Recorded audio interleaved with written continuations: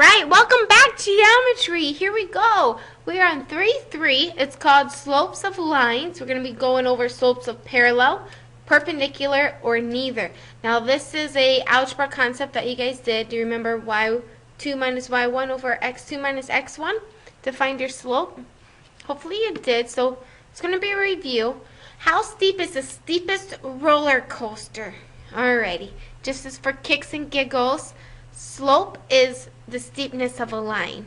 So if you look at any of these, have any of you guys ever been anywhere on any of these roller coasters? Here's Knott's Berry's Farm, a wooden one. I have no idea, the Magnum Cedar Point. Ooh. Superman, the accelerator. I would really like to see this one. Son of Beast. Alright, so how steep is the steepest roller coaster? These two are completely vertical. That means they go straight up and down like this. Straight up and down. Holy cow. Okay, imagine a roller coaster moving from left to right. So going. There are 4 different kinds of slope a coaster could encounter. You could go uphill, and that is positive. You can go downhill, and that's negative. And there's 2 special cases. There's the zero fun roller coaster, and that's just 0. Or those really impossible scary ones, that's the undefined. Do you remember what kind of slopes are they? And it's boring. Horizontal, boring.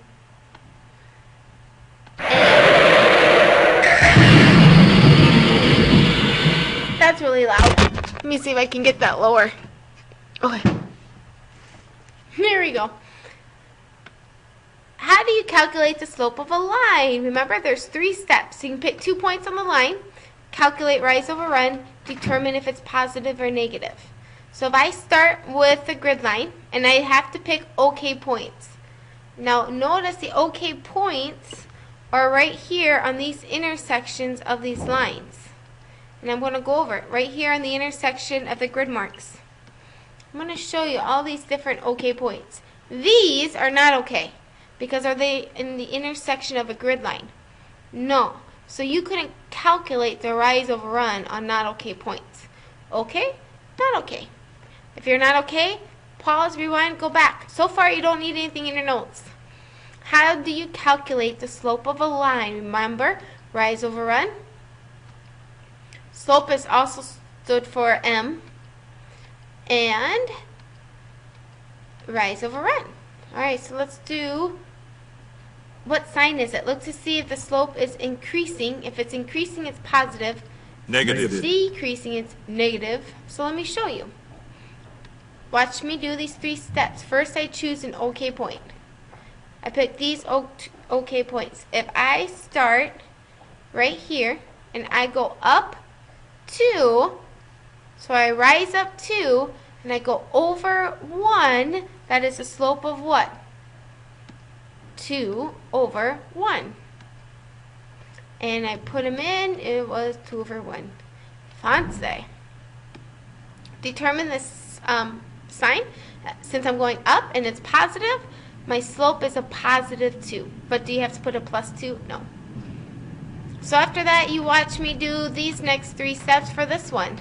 If I choose 2 OK points, I start at the lowest one, and I rise up 1, but this time I go back left 3 places, so that's a negative 3, or you just put 1 over 3 and it's going downhill, so you know your slope is negative.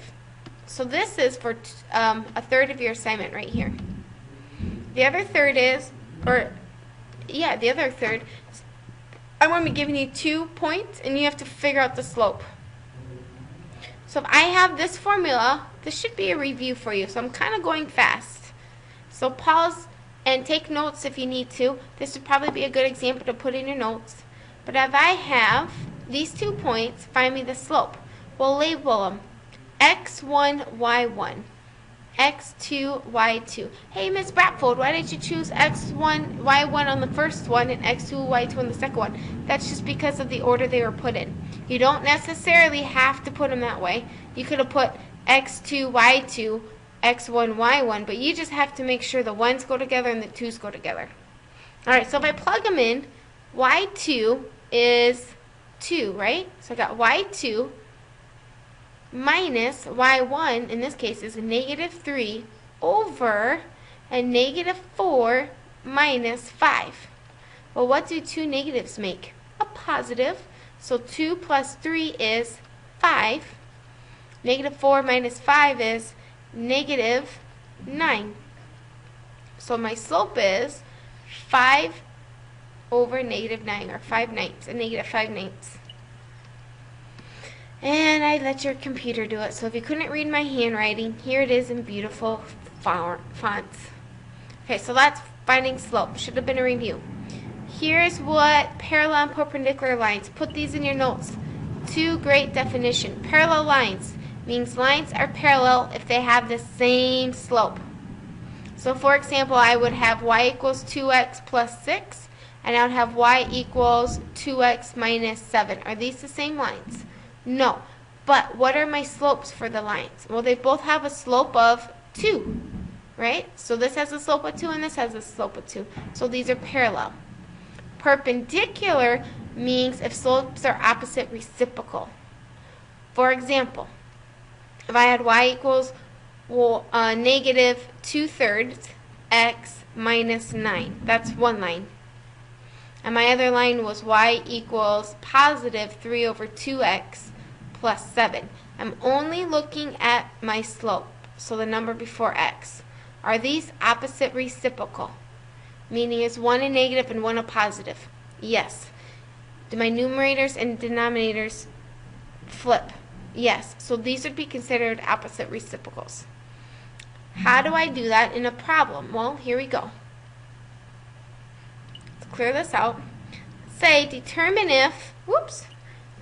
whether A, B, and C, D are parallel, perpendicular, or neither. Well, I give you 4 points, 2 for each one. You have to use these points and plug them into this formula. So again, I label x1, y1, x2, y2. If I label these, I have a negative 5 minus 1 over a negative 1 minus 1. So that's my A, B. So that would give me a negative 6 over a negative 2. Negative 6 over negative 2 gives me a positive 3. So that is for AB. Now if I plug CD in, let's see what I get for CD. 3, I go 2 minus 1 over 3 minus 6. Notice this time I went x or y1 minus y2 over x2 or x1 minus x2. It doesn't matter as long as you make sure if you go x1 first, you have to go y1 first. If you go y2 first, you have to go x2 first. Alright, so here we go. We get 2 minus 1 is 1. 3 minus 6 is negative 3. So these are my two slopes. Are they the same? No, so they're not parallel. Are they opposite reciprocal? Is one a negative and one a positive? Yes. Are they reciprocals? Yes, because if I had 3, what's 3 as a fraction? You can make that as 3 over 1, right? So 3 over 1, reciprocal is 1 over 3. So AB is perpendicular to CD, and your answer needs to be left like this. AB perpendicular to CD. Do you remember this form? And let's say if they were parallel, then you would have put AB as parallel to CD. Draw lines on top. Okay? That is pretty much all it is today. You're just doing the slope formula. If it's the same, parallel. Opposite, reciprocal, perpendicular. Bam! That easy. To wrap it up, rate of change is the same as slope, which is rise over run. Rise over run can be known as M, which is y2 minus y1 over x2 minus x1. Your slope can be positive, negative, 0, or undefined. If you're given 4 points, you probably have to figure out if it's parallel, perpendicular, or neither. If it's not the same, nor opposite reciprocals, then it is neither. Alrighty, good luck. That is your assignment for today, and that will be due on, let me think, Tuesday. We also have quarter tests. So Tuesdays for B days, or A days, and I'm trying to think, Wednesday for A days. All right, have a good one. Thanks, guys.